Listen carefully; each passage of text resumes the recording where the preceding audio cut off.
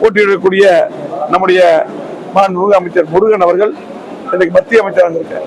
ஆகவே அது மட்டுமல்ல, இதுக்கு முன்னால் பாத்தீங்கன்னா இந்த பகுதியிலெல்லாம் நன்கு அறிவுமானவர். போன முறை கூட நாடாளுமன்ற தேர்தலுக்கு போட்டிட்டார்.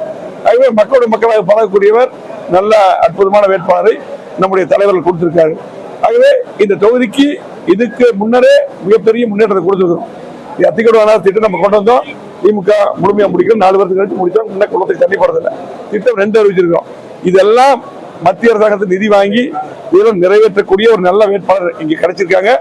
ஆகவே கண்டிப்பாக நிச்சயமாக முழுமையாக மக்களுடைய ஆதரவு எங்க போனாலும் மிகப்பெரிய எழுச்சி இருக்கு. எங்க பார்த்தாலும் எழுச்சி.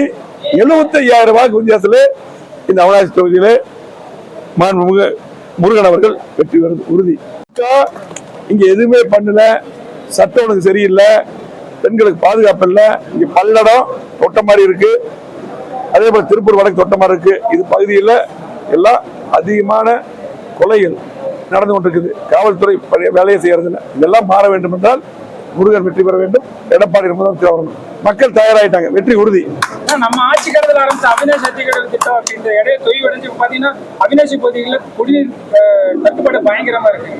அதுக்கு முழுக்க திமுக தான் காரணம். இன்னைக்கு அந்த திட்டத்தை வந்து பாத்தீங்கன்னா முழுமையாக நிதியை ஒதுக்கி அதை கொண்டு வந்தது எடப்பாடியார் அவர். ஆனால் இந்த திட்டம் எடப்பாடியாருக்கும் அதிமுக பேர் கிடைக்கும் என்று அப்படியே கிடப்புல போட்டாங்க. அதுக்கப்புறம் வேற வழி இல்லாம கடைசியில் பாத்தீங்கன்னா அவசரமா 90% நம்மளே முடிச்சிட்டோம். அந்த 10% 4 வருஷம் பண்ணி குளங்களுக்கு தண்ணி விட்டாங்க. நாங்க ஒவ்வொரு குளத்தையும் நானும் வந்து பார்த்தேன். எடப்பாடி என்ன கூட்டு பார்க்க வச்சோம். அருண்குமார் நகர போய் பார்த்தோம். எல்லா பக்கம் போய் பார்த்தோம். அது சரியான முறையில் இல்லை. அதையெல்லாம் அருமை சோழர் வெற்றி வேட்பாளர் முருகன் வந்த பின்னால், எடப்பாடி வந்த பின்னால் சரி செய்யப்படும்.